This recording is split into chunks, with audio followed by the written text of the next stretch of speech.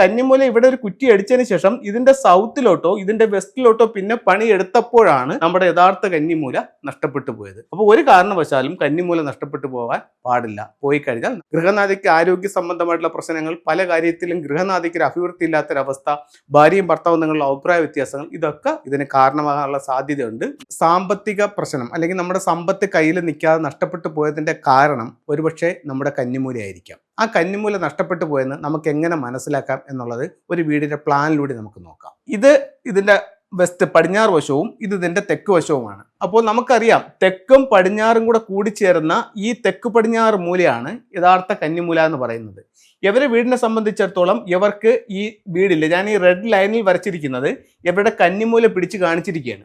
അപ്പം ഇവർക്ക് ഈ തെക്ക് പടിഞ്ഞാറ് എവിടെയാണ് ഇവിടെ മാസ്റ്റർ ബെഡ്റൂം നിൽക്കുന്നത്. ഈ മാസ്റ്റർ ബെഡ്റൂമിന്റെ ഈ ഒരു ഏരിയ ഫ്രീ ആയിട്ട് കിടക്കുകയാണ്. ഇവിടെ ഫ്രീ ആയിട്ട് കിടക്കുന്നതെന്ന് പറയാൻ കാരണം എന്താണ്?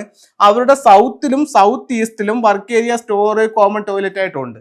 അതേസമയം അതിന് പാരലായിട്ട് തെക്ക് പടിഞ്ഞാറ് വരുന്ന ഈ ഒരു മൂലയിൽ അവർക്ക് റൂമില്ല. ഇതേ തെറ്റ് തന്നെ എവിടെയും സംഭവിച്ചിട്ടുണ്ട്, ഇതിന്റെ പടിഞ്ഞാറ് വാക്കിലും സംഭവിച്ചിട്ടുണ്ട്. പടിഞ്ഞാറ് ഇവർ ഈ മെയിൻ ഭിത്തിയിൽ നിന്നും പുറകിലോട്ട് ഇറക്കി ഈ ബെഡ്റൂമിന് ഒരു അറ്റാച്ച്ഡ് ടോയ്ലറ്റ് പണിഞ്ഞിട്ടുണ്ട്.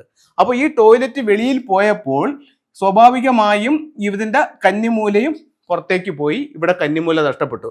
അതായത് തെക്കിൽ നിന്നും കന്നി പോയി, പടിഞ്ഞാറിൽ നിന്നും കന്നി പോയി. അപ്പോൾ കന്നിയുടെ ഒരു വലിയ ഭാഗം ഈ വീട്ടിൽ നഷ്ടപ്പെട്ടു പോയിട്ടുണ്ട്. അപ്പോൾ ചിലർ ഈ ഒരു പ്രശ്നം നമ്മളവർ ചൂണ്ടിക്കാണിക്കുമ്പോൾ അവർ പറയും, നമ്മളൊരാളിനെ വിളിച്ച് കാണിച്ചിട്ടുണ്ടായിരുന്നു, കാണിച്ചപ്പോൾ പറഞ്ഞു കുഴപ്പമില്ല, ഇപ്പോൾ ഇവിടെ നമ്മുടെ മെയിൻ ഫ്ലോറിൽ നിന്നും ഒരടിയോ രണ്ടടിയോ താഴ്ത്തിക്കൊണ്ട് ഇത് ചെയ്യുകയാണെങ്കിൽ അത് കണക്കിപ്പെടുത്തത്തില്ല, കുഴപ്പമില്ല എന്ന് പറഞ്ഞ് അങ്ങനെ ചെയ്തതാണെന്ന് പറയുന്നുണ്ട്. പക്ഷേ അങ്ങനെയാണ് നിങ്ങൾ ചെയ്തിട്ടുണ്ടെങ്കിലും ഉറപ്പായിട്ടും അതിനുശേഷം ഈ പ്രശ്നങ്ങൾ നിങ്ങളെ ബാധിച്ചിട്ടുണ്ടാവും. കാരണം ഇതുമായിട്ട് കൂട്ടിച്ചേർത്തിട്ട് നിങ്ങൾ താഴ്ത്തിച്ചതാലും പൊക്കിച്ചതാലും ഇത് ഉറപ്പായിട്ടും നിങ്ങളുടെ വീടിന്റെ വാസ്തുപരമായിട്ടുള്ള കാര്യങ്ങളെ ബാധിക്കുകയും അത് നിങ്ങളുടെ ജീവിതത്തിൽ ചില സാമ്പത്തിക പ്രശ്നങ്ങൾ ഉണ്ടാക്കുകയും ചെയ്യുന്നുണ്ട്. അപ്പം ഇത്തരത്തിലാണ് നമ്മുടെ കന്നിമൂലയെ പറ്റി മനസ്സിലാക്കേണ്ടത്. ഇപ്പോൾ നമ്മൾ ആദ്യമായിട്ടൊരു വീടിന് കുറ്റിയടിക്കുന്ന ഒരു പക്ഷേ ഇവിടെ ആയിരിക്കാം. അപ്പോൾ നമ്മുടെ കന്നിമൂല ഇവിടെയാണെന്നാണ് നമ്മൾ ധരിച്ചിരിക്കുന്നത്. പക്ഷേ ഈ കന്നിമൂല ഇവിടെ ഒരു കുറ്റി അടിച്ചതിന് ശേഷം ഇതിന്റെ സൗത്തിലോട്ടോ ഇതിന്റെ വെസ്റ്റിലോട്ടോ പിന്നെ പണി എടുത്തപ്പോഴാണ് നമ്മുടെ യഥാർത്ഥ കന്നിമൂല നഷ്ടപ്പെട്ടു പോയത്. അപ്പോൾ ഒരു കാരണവശാലും കന്നിമൂല നഷ്ടപ്പെട്ടു പോകാൻ പാടില്ല. പോയി കഴിഞ്ഞാൽ നമുക്ക് ഇതുപോലുള്ള സാമ്പത്തിക പ്രശ്നങ്ങൾക്ക് കാരണമാകും. സാമ്പത്തിക പ്രശ്നങ്ങളല്ല, മറ്റു പല പ്രശ്നങ്ങളുണ്ട്. ഇപ്പോൾ കന്നിമൂല എന്ന് പറയുമ്പോൾ ഒരു വീടിനെ സംബന്ധിച്ചിടത്തോളം ഫംഗ്ഷി പ്രകാരം പറയുകയാണെങ്കിൽ ആ വീട്ടിലെ ഗൃഹനാഥയുടെ ഡയറക്ഷനാണ്. ഗൃഹനാഥയുടെ ഡയറക്ഷൻ നഷ്ടപ്പെട്ടു പോയി കഴിഞ്ഞാൽ അത് ആരെ ബാധിക്കും? ഗൃഹനാഥയെ ബാധിക്കും. ഏത് രീതിയിൽ ബാധിക്കും? ഗൃഹനാഥയ്ക്ക് ആരോഗ്യ സംബന്ധമായിട്ടുള്ള പ്രശ്നങ്ങൾ, പല കാര്യത്തിലും ഗൃഹനാഥയ്ക്ക് ഒരു അഭിവൃദ്ധി ഇല്ലാത്തൊരവസ്ഥ, ഭാര്യയും ഭർത്താവും തമ്മിലുള്ള അഭിപ്രായ വ്യത്യാസങ്ങൾ, ഇതൊക്കെ ഇതിന് കാരണമാകാനുള്ള സാധ്യതയുണ്ട്. 100 വീട്ടിലും സംഭവിക്കുമെന്ന് പറയല്ല, 99 വീട്ടിലും സംഭവിക്കാനുള്ള സാധ്യത വളരെ കൂടുതലാണ്. അപ്പോൾ നമ്മൾ പുതിയൊരു വീട് വയ്ക്കുമ്പോൾ അത്തരത്തിൽ സംഭവിക്കാതെ നോക്കുക. വെച്ചുപോയ വീടിന് സംഭവിച്ചിട്ടുണ്ടെന്നുണ്ടെങ്കിൽ ലളിതമായ ചില ഫംഗ്ഷി മാർഗങ്ങളിലൂടെ നമുക്കതിനെ കറക്റ്റ് ചെയ്യാനായിട്ട് സാധിക്കുന്നതാണ്. അത് യഥാർത്ഥത്തിൽ ഓരോ വീടുകളിലും ചെന്ന് കൺസൾട്ട് ചെയ്തതിന് ശേഷം മാത്രമാണ് കൃത്യം പറയാൻ പറ്റുന്നത്. കാരണം പലരും ഈ ദിക്കുകൾ പറയുന്നത് തെറ്റായിട്ടാണ് പറയുന്നത്. അപ്പോൾ ഇത് ഈ ഫംഗ്ഷിയിൽ എല്ലാ കാര്യങ്ങളും ദിക്കുകളെ ബേസ് ചെയ്തിട്ടാണ് പറയുന്നത്. ദിക്ക് തെറ്റിയാൽ നമ്മൾ ഈ പറയുന്ന കാര്യങ്ങൾ മൊത്തവും തെറ്റും.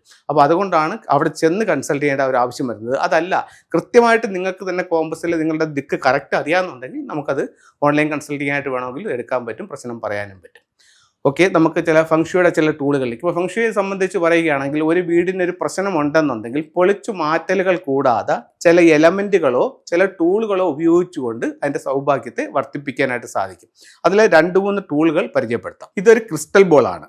ഇതെന്ന് പറയുന്നത് എലമെന്റ് ബേസ് ചെയ്തിട്ടുള്ള ഒരു ടൂളാണ്. അതായത് എന്ന് പറഞ്ഞു കഴിഞ്ഞാൽ ക്രിസ്റ്റൽ എന്ന് പറയുന്നിട്ടുള്ള എർത്ത് എനർജിയെ സൂചിപ്പിക്കുന്ന ടൂളാണ്.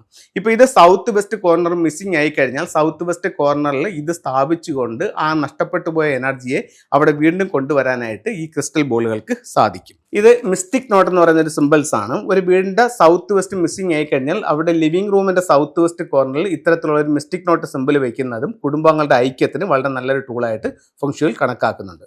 ഒരു ടൂളും കൂടെ നമുക്ക് പരിചയപ്പെടാം. ഒരു വീട്ടിലേക്ക് കടന്നു വരുന്ന നെഗറ്റീവായിട്ടുള്ള എനർജിയിൽ നിന്നും വീടിനെ സംരക്ഷിക്കുന്നതിന് വേണ്ടിയിട്ട് വീടിന്റെ പ്രധാന വാതിലിലോട്ട് നോക്കി വാതിലിന്റെ ഓപ്പോസിറ്റ് സൈഡിലായിട്ട് ഇത്തരത്തിൽ ഉള്ള ഒരു കുവാൻ കിങ്ങിന്റെ സ്റ്റാച്ചു, കയ്യിൽ ഒരു വാളും കൊണ്ട് നിൽക്കുന്ന ഒരു കുവാൻ കിങ്ങിന്റെ സ്റ്റാച്ചു മെയിൻ ഡോറിലോട്ട് നോക്കി നിൽക്കുന്നത് വീട്ടിലേക്ക് വരുന്ന നെഗറ്റീവ് എനർജികളിൽ നിന്നും വീടിനെ സംരക്ഷിക്കാൻ നല്ലൊരു ടൂളായിട്ട് ചൈനീസ് വാസ്തുകലയായ ഫെങ്ഷുയിൽ പരിഗണിക്കുന്നുണ്ട്. അപ്പോൾ എല്ലാവർക്കും എല്ലാ ഐശ്വര്യങ്ങളും പ്രാർത്ഥിച്ചുകൊണ്ട് നിർത്തുന്നു. നന്ദി, നമസ്കാരം.